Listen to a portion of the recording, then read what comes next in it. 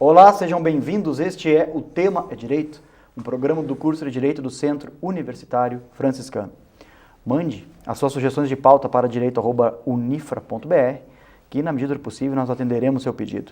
Temos aceitado sugestões de palestrantes, sugestões de temas. Fiquem bem à vontade, porque a ideia é a gente se aproximar da comunidade, do nosso telespectador cada vez mais. Meu convidado de hoje é o professor Felipe Strebe da Silva, professor do curso de Direito do Centro Universitário Franciscano. Seja bem-vindo, professor.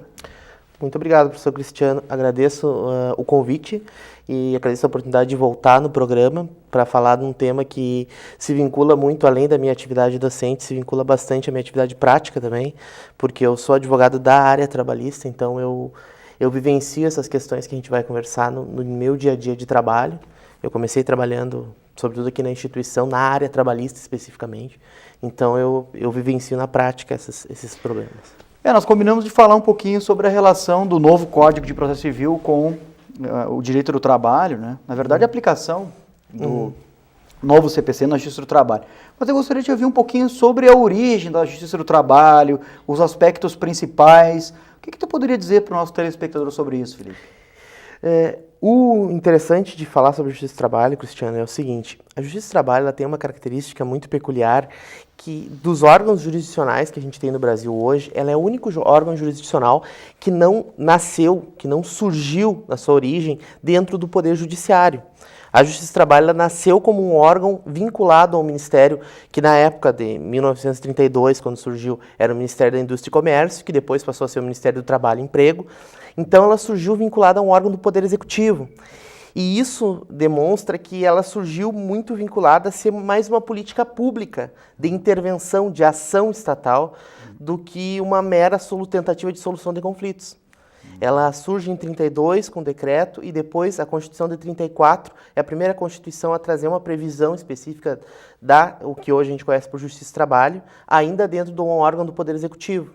E a Justiça do Trabalho só vai vir a integrar o Poder Judiciário já na Constituição de 46. Então a gente tem uma origem muito vinculada ao Poder Executivo. E isso nos diz o seguinte: é uma estrutura pensada para intervenção. Ela não é uma estrutura pensada como o judiciário tradicional, que foi pensado para receber polos e partes que pensam diferente, que têm posições diferentes, e buscar uma solução. Ela já nasceu com o intuito de proteger, de tutelar um dos polos daquela relação, que obviamente se diz que é a relação do empregado, que é aquele polo dito hipossuficiente. Então ela vem muito nessa questão das estruturas surgidas com o Estado Social, que se entendeu, à época, que para efetivá-las era necessário um órgão de solução de conflitos, que era um órgão executivo. Mas era aí que eu queria te provocar, porque realmente assim existe uma vinculação direta do direito do trabalho com a transformação do Estado na época, né? No Brasil não aconteceu necessariamente isso, essa transição Estado liberal, social e depois democrático de direito. Mas no mundo é possível dizer que o direito do trabalho está associado exatamente, né, nesse momento de transição de um Estado liberal, absenteísta, né, que focava na figura do indivíduo, que é o seu protagonista, para um Estado mais socializado, um Estado de bem-estar, e aí ele tem essa característica mesmo de intervenção, né? O Estado social ele é extremamente interventor, ele deixa de ser absenteísta e passa realmente a tentar transformar a realidade, o que talvez só aconteça lá no Estado democrático de direito, ao menos a proposta no Brasil, que ainda a gente sabe muito bem que não se concretizou, né? Mas ela acompanha essa transição. Isso é uma vinculação que não é feita a todo momento, né? Relacionar política com direito do trabalho e as relações entre uma coisa e outra. E da realidade, né, professor, a gente percebe de forma muito nítida diversos pesquisadores, diversos doutrinadores da área processual que às vezes fogem desse tipo de discussão, desse tipo de estudo, que na verdade é o que justifica as estruturas processuais. Se hoje a gente caminha para uma estrutura mais consensual, uma estrutura de abertura de diálogo, de abertura das partes, é porque também isso se deve a uma transformação da estrutura de Estado. E sempre as estruturas de processo, elas acabam vindo alguns anos, algumas décadas depois. E algo que chama muita atenção no nosso país também é que a ideia de Estado Social é algo que sempre foi colocado dentro do discurso daquilo que se buscava, e não na efetividade prática. A gente sabe que a gente não vivenciou aqui décadas de um Estado Social como alguns países da onde a gente traz essas experiências para narrar, Muitas vezes a gente conversa em sala de aula, eu sou um professor de Direito Constitucional, lá em Direito Constitucional eu trabalho com sistema de educação, sistema de saúde, e eu preciso explicar para os alunos que a saúde é um direito de todos, que a educação é um direito de todos, mas a gente sabe que essas conquistas, essas benesses, essas garantias do cidadão, elas não são efetivadas. A gente reconhece que o Estado, na prática, não apresenta isso. Mas o direito processual, ele é um direito tradicionalmente duro, né? Uhum. Ele demora um certo tempo para se aproximar do fenômeno social. Ele não é encarado como algo... Não, tradicionalmente é assim. Se a gente for estudar processo desde a época da modernidade, o processo ele foi tradicionalmente então associado à ciência dura, e afastado das ciências do espírito, como o próprio direito em si. Então talvez essa relutância, esse ranço em associar o processo com os fenômenos sociais, aproximar é algo que a gente enfrenta, né? E há bastante tempo isso. Agora, me parece que isso aí está relacionado com uma outra coisa, e é aí que eu queria te provocar. Como estudioso do processo do trabalho, do direito previdenciário, do direito constitucional, que eu sei que tu és, eu vejo no direito do trabalho um direito, e no processo do trabalho, tá? Tratando aí dos dois como uma coisa só. Muito jurisprudencial. Talvez é um dos sistemas mais... O processo do trabalho é um dos sistemas mais jurisprudenciais que a gente conhece. Né? Se você pegar no âmbito do processo civil, por exemplo, do processo penal, ele não é tão jurisprudencial, ele não é tão vinculado a enunciados, a instruções normativas, como é o direito do trabalho e o processo do trabalho. Quando a gente assiste uma aula de processo do trabalho, o professor basicamente fala em enunciados, em instruções, etc. Por que tu vê isso como algo assim, se é que tu vê, né? Mas por que essa relação direta, assim? Por que isso? Eu vejo que, na verdade, a gente tem uma questão de, em primeiro lugar, aparentemente os estudiosos e as pessoas que pesquisam na área trabalhista e os atores dos processos trabalhistas, eles têm uma espécie de preconceito, eles têm um ranço com a busca por soluções pelas classes políticas, busca de soluções legislativas. Se pensa, se raciocina muitas vezes que o judiciário trabalhista, por ter nascido como um órgão executor, como um órgão de intervenção, ele teria legitimidade para atingir algumas questões sociais que muitas vezes o legislativo não concede. Uma questão que chama muita atenção quando a gente discute processo, por exemplo, é que existe um projeto de um código de processo trabalhista. Existe um projeto nesse sentido. E esse projeto não avança dentro do legislativo.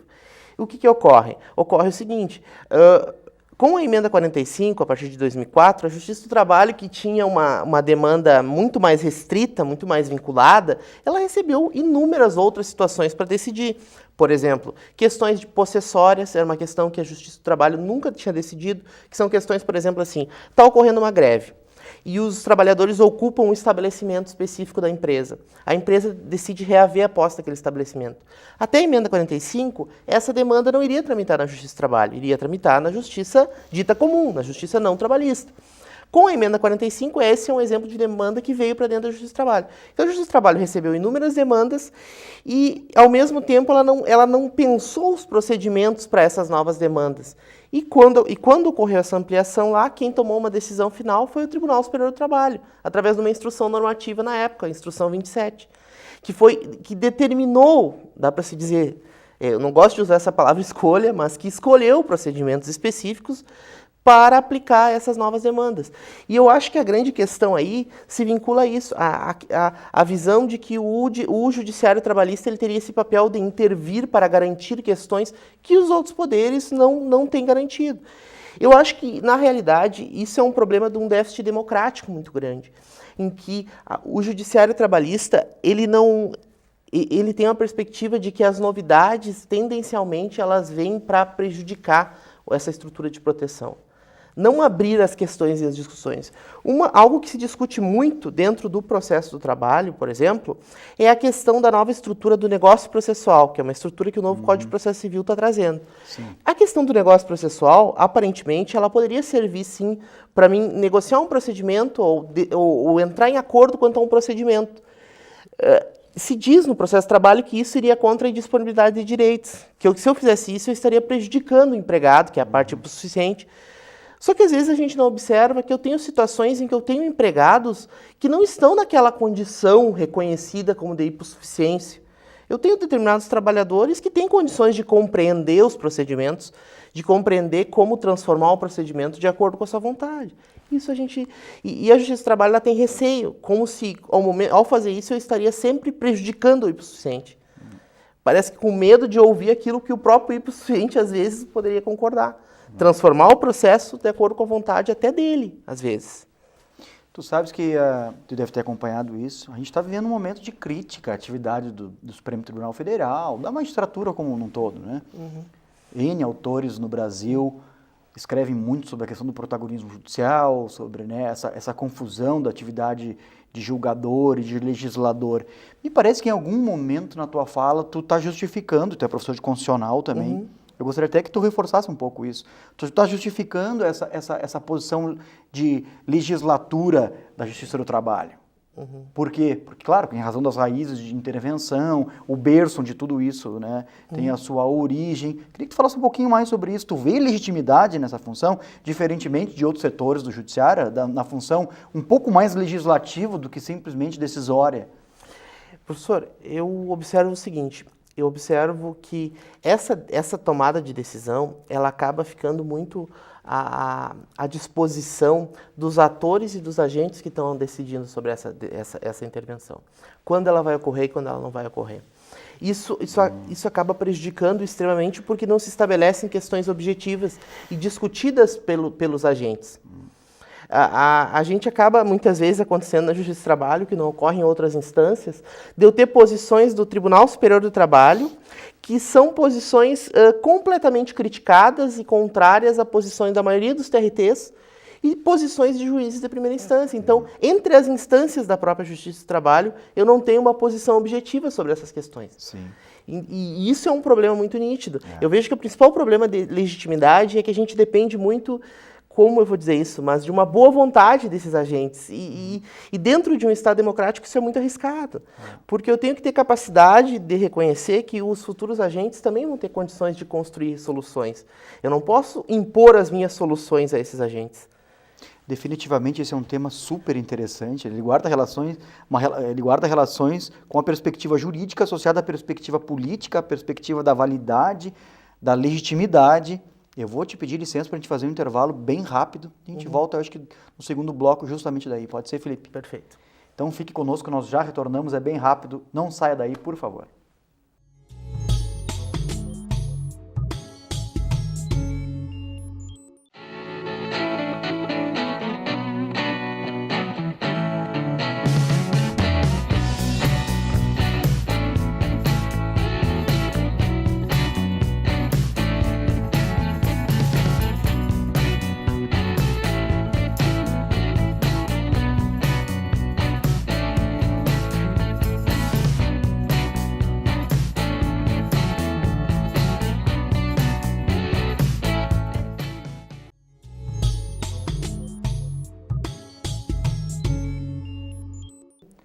Retornamos com o tema é Direito de hoje. Este é um programa do curso de Direito do Centro Universitário Franciscano.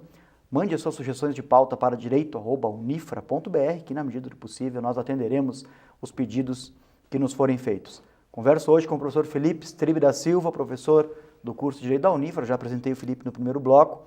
Já estás há algum tempo aqui na Unifra, não, professor? Sim. Vou para 2 anos agora de docência. E... claro, trabalhas com constitucional, trabalhas com direito do trabalho, trabalhas com direito processual também, né, em certa medida. E estávamos conversando no primeiro bloco sobre justamente essa aplicação do novo Código de Processo Civil na Justiça do Trabalho, né? A ideia da nossa conversa inicialmente era essa, a gente tomou um outro rumo, que é um rumo normal, porque a gente gosta de associar direito com política, com filosofia, etc. Mas o que dá, indo diretamente ao ponto agora, Felipe, né, o que a gente se propôs para essa conversa, o que dá para falar sobre a relação do novo Código de Processo Civil com a Justiça do Trabalho? Ele está sendo aplicado, ele vai ser aplicado, ele não será, por quê? Bom, professor, o que está ocorrendo é o seguinte. Em primeiro lugar, o novo Código de Processo Civil, ele transforma, de certa forma, a estrutura básica da relação processual. E isso causa uma grande resistência nos setores mais tradicionais da atuação jurídica. E na Justiça do Trabalho não foi diferente.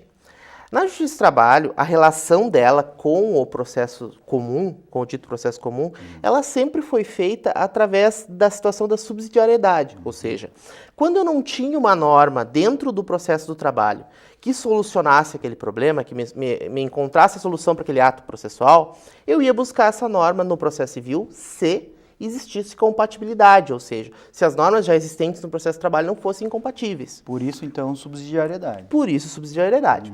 O novo Código de Processo Civil, ele trouxe lá no seu artigo 15, na sua parte geral, uma previsão de que este código, ele se aplica de forma supletiva e subsidiária ao processo eleitoral, administrativo e trabalhista.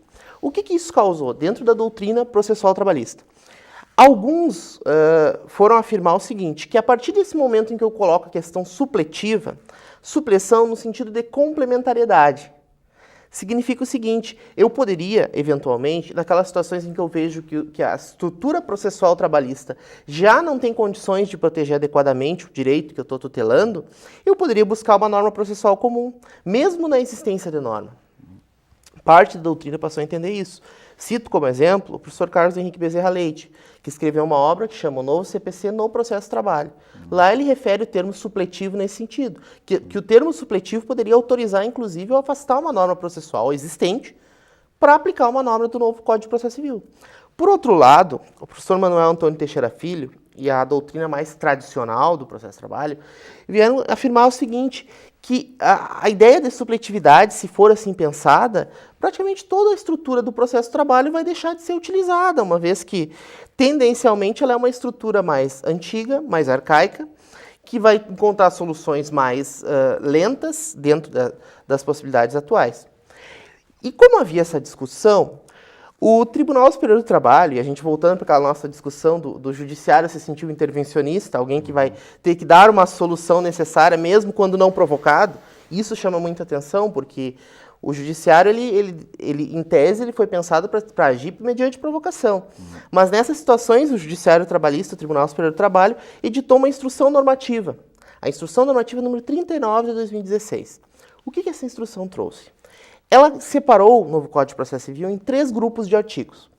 Primeiro grupo, artigos que não são aplicáveis ao processo. O TST veio e disse, essas previsões não são aplicáveis. Por exemplo, contagem de prazo somente em dias úteis, isso não é aplicável. Por exemplo, a questão da negócio processual, que está lá no Código, isso não é aplicável. Um segundo grupo de normas, normas que são aplicáveis. Por exemplo, a distribuição dinâmica do ônus da prova, possibilidade de eu dividir de acordo com a melhor possibilidade. Se o autor tem uma possibilidade maior de provar, ele poderia ter um ônus da prova diferente da previsão legal. E também um terceiro grupo de normas, e isso chamou mais atenção, que são normas aplicáveis ao processo de trabalho em termos. Quais termos? Exatamente como um código de processo faria, o TST regulamentou através dessa instrução quando será aplicável ou não o novo Código de Processo Civil, em que termos. Vou lhe dar um exemplo. O novo código ele traz um incidente para desconsideração da personalidade jurídica, ou seja, se eu estou processando uma empresa, quando o juiz do trabalho vai desconsiderar a personalidade jurídica para buscar o patrimônio dos sócios, dentro da sistemática do novo código, ele teria que tomar uma decisão fundamentada, essa decisão deveria ser passível de recurso, para depois ele conseguir desconsiderar e incluir no polo passivo, como réu daquela ação, o sócio da empresa. Isso dentro da sistemática de processo, de forma muito simplória, é mais complexo um pouco. O que o TST fez? O TST fez o seguinte, previu que esse incidente é aplicável, mas isso não prejudica a liberdade do juiz para desconsiderar, na forma do artigo 878. Então, quer dizer, aplica-se, mas depende da opção do juiz em deixar de aplicar. Isso assusta bastante no sentido de que eu tive um código de processo civil que, com todos os seus problemas, foi um código que tramitou pelo órgão legislativo, foi um código que foi levado, e quando tramitou, passou por um controle de constitucionalidade preventivo, foi levado ao Poder Executivo, foi sancionado, ficou 1 ano em vacácio, entrou em vigor. Ao passo que eu tenho uma decisão tomada em uma reunião específica, por determinados ministros do Tribunal Superior, que diz quando código é aplicável ou não. Agora é interessante falar sobre isso, porque na primeira parte desse programa nós tratamos justamente desse perfil, entre aspas, legislador da Justiça do Trabalho. Aliás, eu recomendo para quem está ligando a televisão agora que assista depois esse programa na íntegra, lá no canal YouTube, no canal da TV Unifra, onde a gente acabou justificando o porquê disso, não, Felipe? Agora, inegavelmente, é uma prática que é muito comum no Justiça do Trabalho, como nós dissemos, né? E me parece, vejam quais são as premissas que nós temos, né? Nós temos uma CLT, dizendo que o Código de Processo se aplica subsidiariamente, e nós temos agora uma instrução normativa, como você mesmo disse, legislando sobre questões de processo que não necessariamente, obviamente, né, são da competência do órgão que está para oferir esse tipo de instrução. Ele, em tese, constitucionalmente, ele não teria legitimidade para isso. Então nós temos um problema aí, um ruído comunicativo, né? Mas dessas questões do que se aplica, do não se aplica, tu vê como algo positivo essa instrução, fora do plano da validade, da legitimidade? Aí. Como alguém que tem que advogar na área trabalhista, e como advogado, como profissional do direito, as pessoas que te procuram, elas procuram um certo grau de segurança. A pessoa vai te procurar para te dar uma assessoria jurídica, uma assistência a ela vai querer que, tu, de certa forma, tu tenha uma percepção de qual procedimento vai tramitar, de quais regras serão aplicáveis, de quais regras não serão aplicáveis. Isso é o que eu digo. Dá um certo grau de segurança, garante um mínimo de segurança, eu saber que o entendimento do Tribunal Superior sobre as normas processuais é esse. Mas qual é o porém? E esses poréns, eles são muito importantes. E talvez essa segurança ela não justifique esses poréns. Primeiro porém, a própria instrução normativa ela fala que de forma não taxativa, ou seja, ela estabelece as normas aplicáveis ou não aplicáveis e diz que outras previsões poderão futuramente ser ou não aplicáveis.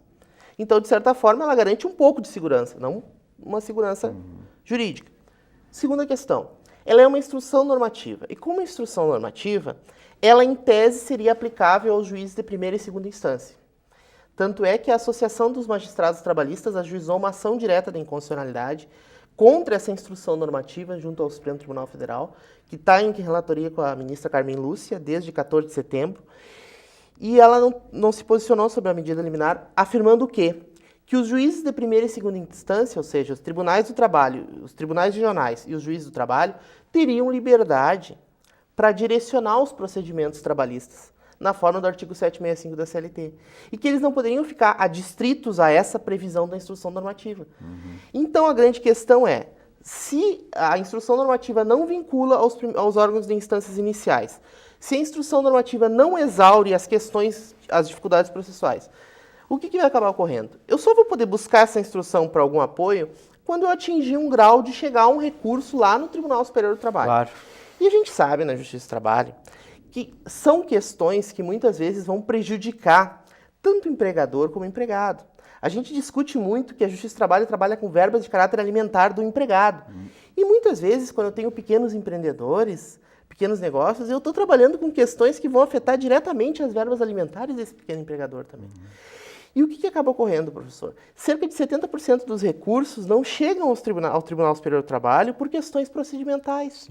Então eu acabo obrigando a pessoa a buscar um labirinto recursal para atingir um patamar do Tribunal Superior do Trabalho, para daí buscar, olha, o procedimento correto seria esse, segundo a instrução normativa. Eu não poderia deixar de te provocar no seguinte sentido. O Código de Processo Civil, lá no artigo 479, parágrafo 1º, ele redimensiona a forma de dizer o direito pelos juízes no campo do processo. Tá? Nós estamos falando do novo Código de Processo Civil, e eu estou lembrando agora desse parágrafo 1º aí. E lá está escrito que não se considerará fundamentada qualquer decisão judicial que tem 6 incisos. O juiz está proibido agora de se limitar a indicar súmula e não fazer a ligação com o caso concreto, de reproduzir texto legal e não fazer relação com o caso concreto. Uma medida, então, que veio, numa percepção assim, bem superficial, em tese, né, a democratizar o sistema decisório brasileiro, o que é importante, obviamente, em tempos de deficiência democrática, como tu mesmo disse. Eu te pergunto o seguinte, isso aparece nessa instrução normativa 39 aí, porque eu já vi alguns textos de pessoas que escrevem na área do direito do trabalho dizendo que esse dever de fundamentação das decisões não se aplica na Justiça do Trabalho. Bom, professor, ele aparece no artigo que fala das normas que são aplicáveis. E uma das grandes questões... O TST está dizendo então, que se aplica. O TST na instrução né? refere. Agora, na ação direta da inconstitucionalidade, que aguarda julgamento, a Associação dos Magistrados do Trabalho defende, em tese, a não aplicação, porque a justificativa é sempre aquela justificativa da celeridade, ou seja, da celeridade na solução. Só que essa justificativa da celeridade, ela tem um problema muito nítido, que é a possibilidade recursal. Muitas vezes, se eu tenho uma decisão capaz de ser democrática no sentido de buscar os argumentos, que é isso que esse artigo do CPC determina, que o juiz tem que buscar a análise dos argumentos trazidos pelas partes. Ele não pode se furtar dessa argumentação. Eu tenho uma decisão que, claro, obviamente, há a liberdade de recorrer, mas eu tenho uma possibilidade menor de haver um recurso dessa decisão, porque essa decisão se tornará mais qualificada. Porque não adianta a lógica de eu não posso aplicar esse procedimento, eu não posso qualificar minha decisão de primeira instância, porque eu vou prejudicar a celeridade. Porque senão eu vou ter que buscar, obviamente, uma decisão de segunda instância, uma decisão de terceira instância, e eu vou estar indo contra a celeridade. Então, se eu busco a celeridade, eu penso que a qualidade da decisão ela vai diretamente ao encontro da busca por essa celeridade. Porque ela soluciona o caso de forma mais satisfativa, de forma mais próxima do interesse. Hoje o tempo foi curto para a gente tratar de tudo que a gente queria tratar, né? Porque esse tema realmente é um tema muito interessante, é um tema que tenho certeza que a gente conseguiu prender a atenção de quem está nos ouvindo, porque é sobre direito do trabalho e todo mundo se interessa por isso, porque todo mundo tem uma relação aí com o direito do trabalho. Felipe, eu gostaria de te parabenizar pelo trabalho que tu vem realizando aqui na Unifra e dizer que as portas do programa estão sempre abertas a ti. Muito obrigado, professor. Fique ligado nos próximos programas da TV Unifra. Esse foi o Tema é Direito de hoje e até a próxima. Obrigado pela sua audiência.